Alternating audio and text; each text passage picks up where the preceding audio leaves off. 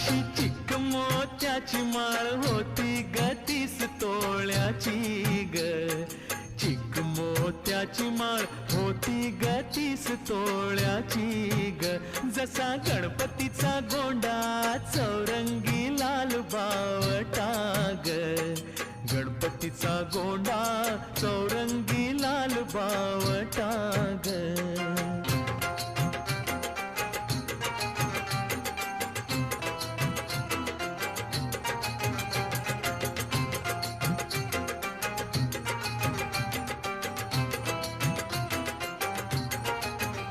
या चिकमाळेला रेशमी मौचार दोराग.